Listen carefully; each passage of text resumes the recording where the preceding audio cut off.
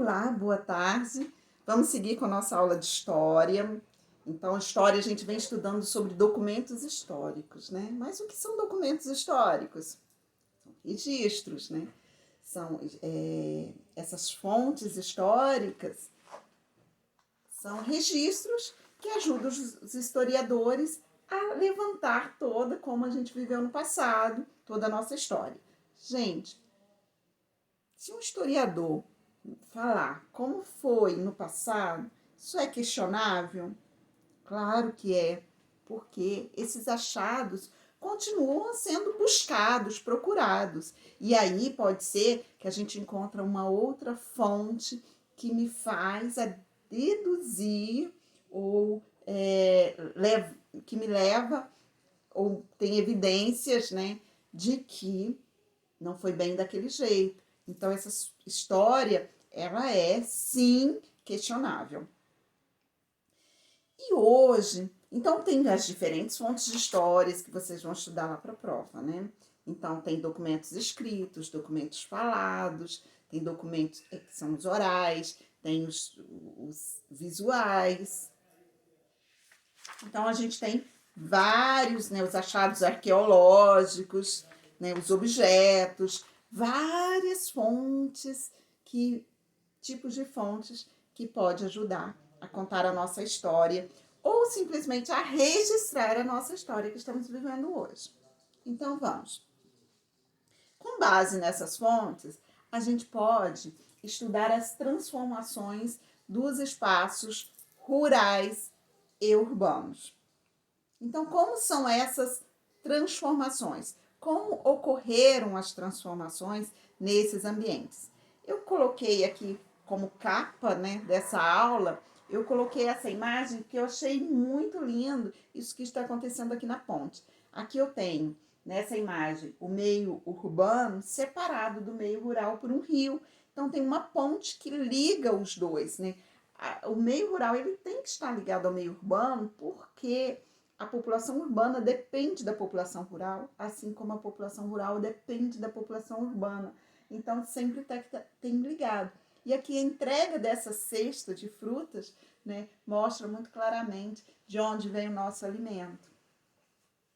Faltou aqui eles entregando algum material produzido na indústria para o homem do campo, que o homem do campo também precisa. Então, vamos lá. Eu começo pedindo para fazer uma avaliação sobre nessa imagem. Essa imagem, ela foi feita, é o registro de a família real já tinha vindo para o Brasil, aí veio também um pintor alemão, o Ruendas, e ele viveu no Brasil em torno de uns 2 ou 3 anos, pouco tempo. Ele foi para Minas, fez várias observações, foi para o Cerrado, Mato Grosso, Nordeste. Depois ele voltou para o Rio de Janeiro e quis ir embora. Mas ele observou ali muito a paisagem brasileira e o trabalho escravo. E fez vários registros. E ele viveu por volta uns 10 anos antes dessa pintura, que ele veio no Brasil, foi por volta de 1822, por aí, até 1825. E nesse registro, ele mostra a habitação dos negros. Então, aqui tem um ambiente mais preservado, um ambiente natural mais preservado. Provavelmente essas fruteiras podem até ter sido fruteiras nativas, né, uma mamão, uma bananeira, ou plantada por eles para subsistência. Esta é uma casa extremamente humilde, construída por eles. Provável que isso tenha sido negros que conseguiram se escapar, fugir. Não acredito que eles tenham sido liberados livres, são negros libertos dessa época, né? Tenham sido aforreados, que é ganhado a liberdade pelos seus senhores. E aqui ele está construindo uma esteira com produto com palha, produto natural, aqui está a palha. E aqui tem alguém deitado. Provavelmente eles utilizavam essa esteira para dormir. as crianças, né, peladas, as mulheres com poucas roupas, algumas delas, então mostrando a humildade, a simplicidade deles, que eles viviam. As galinhas, aqui alguns animais, então são um ambiente rural. Aqui provavelmente era um local para banho, né, cercadinho ali para eles tomarem banho, então muita pobreza. E aqui já mostra um outro lado mais urbano, né? Várias casas próximas umas das outras, né? Ali também uma casinha com alguém ali na sacada, e se você vê que já tem um conforto maior, são famílias mais abastecidas, né, financeiramente. E aqui são negros trabalhando como as vendas na cidade. Não que eles sejam negros libertos, eles estão trabalhando para alguém com vendas, aqui vendas de frutos, aqui provavelmente, não sei, pode ser peixe, animais, não sei. E eles trabalhando ali nas vendas, eles estão servindo os seus senhores, trabalhando para alguém, não para eles. Quando a família portuguesa veio para o Brasil, que foi no início, né, do 1807, essa família portuguesa trouxe muita gente. Dizem que com eles vieram em torno de 2% da família da população de Portugal, que seria mais ou menos 15 mil pessoas. Os historiadores já falam que esse número foi exagerado, que não tem condições de ter vindo tanta gente assim.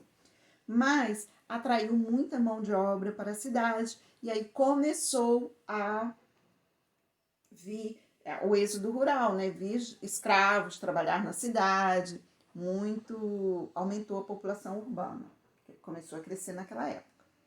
Mas até então, durante muito tempo da história, a maior parte da história do Brasil, a população brasileira viveu em áreas rurais, como fazendas e núcleos rurais espalhados por território, por todo o território. Então, as famílias viviam no meio rural. A maior parte da família brasileira. Depois, com a chegada da família real no Brasil, começou a crescer a população urbana. E aí também teve, né, mais tecnologias atrativas no meio rural e no meio urbano, e começou a vir também as indústrias. E as indústrias ofereciam emprego para a população, e muitos no meio rural viviam em péssimas condições, né? Vocês viram naquela primeiro registro do Rendas, e que muitas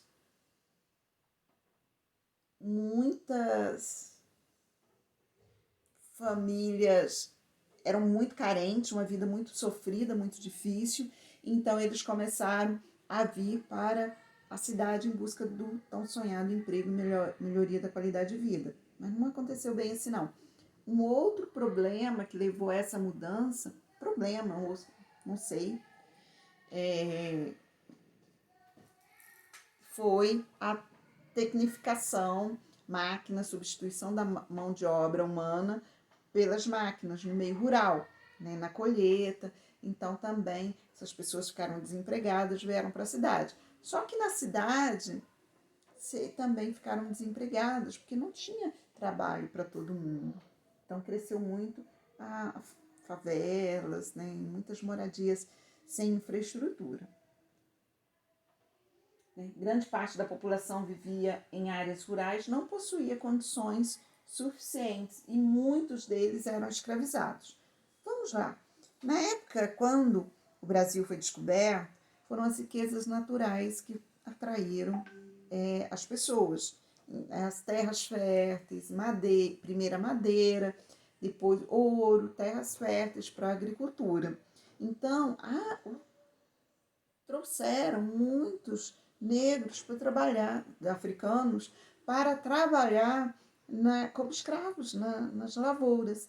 Então, gente, depois disso, começaram a vir os italianos. Então, a população foi atraída para o Brasil para o meio rural. Bom, resolvi mostrar para vocês um pouquinho, um registro aqui também, da família real portuguesa, chegando no Brasil em 1807. Então, era bem numerosa, né? É uma pintura, mas mostra que é bem numerosa. Isso daqui dá uma ideia de infinito, né? A gente não consegue ver o final disso daqui. As embarcações, que eram embarcações muito simples, olha só, as embarcações muito simples. Então, com essa imagem aqui, eu posso aferir que as condições que eles vieram foram precárias. Muito tempo navegando em condições péssimas, porque olha só, as embarcações não eram nada confortáveis. Isso provavelmente teve doença, né? Tem registros disso, teve muita fome.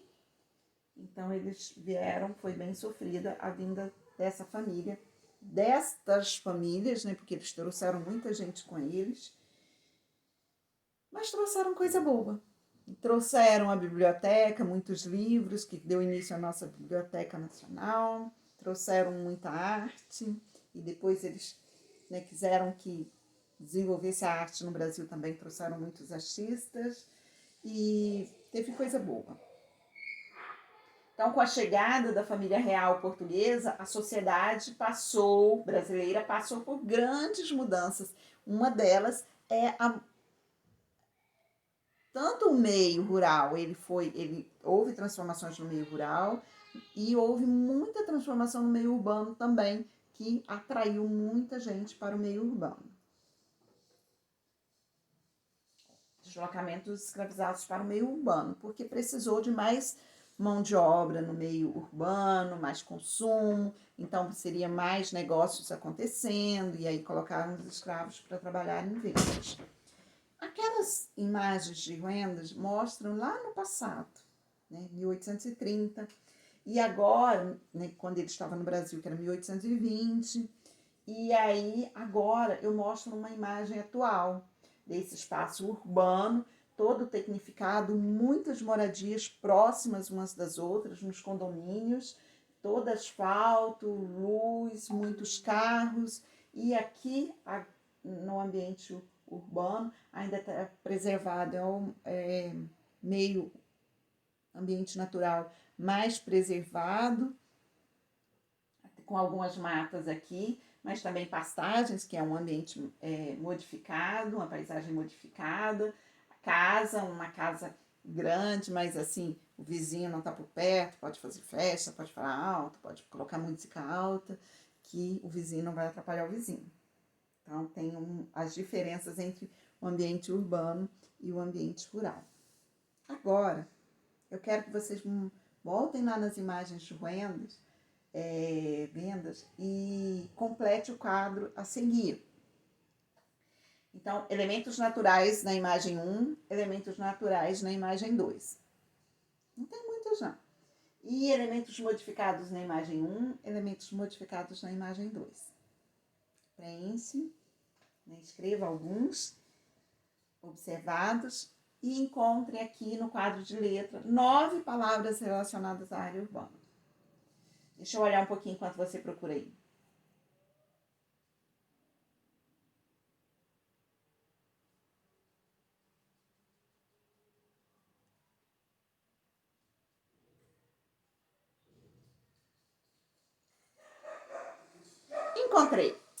Encontrei os 9. Já encontrou? Então tá, vou mudar. Se você precisar de mais tempo, dá um pause. Eu vou mudar aqui, senão eu vou começar a mostrar. Tá fácil. Então agora vem aqui para a página 224, assinale a alternativa correta.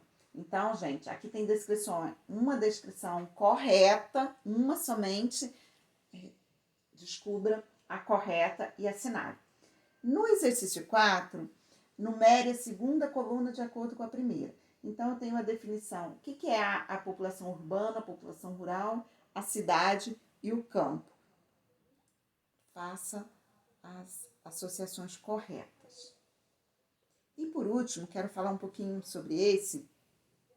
Lembra das imagens que são registros deixados pelo artista Gendas, que representam um momento da história em um lugar, né? Ali teve uma venda em Recife e teve uma moradia de escravos, de negros, né?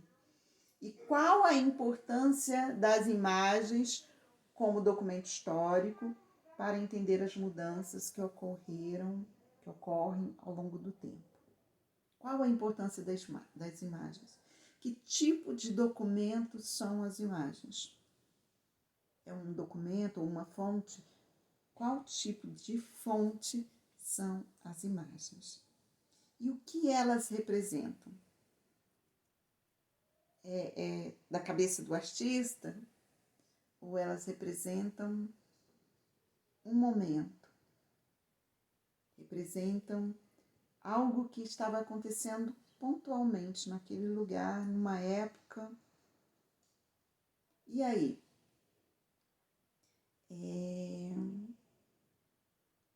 De uma imagem, o que você pode tirar de elemento de uma imagem?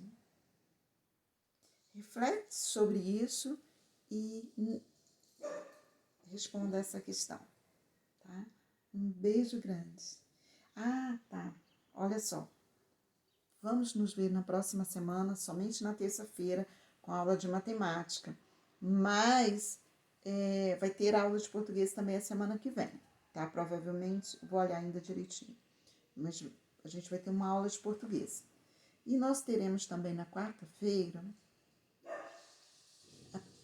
a avaliação de história. Confere se é história mesmo, confere. Mas nós teremos avaliação na próxima semana.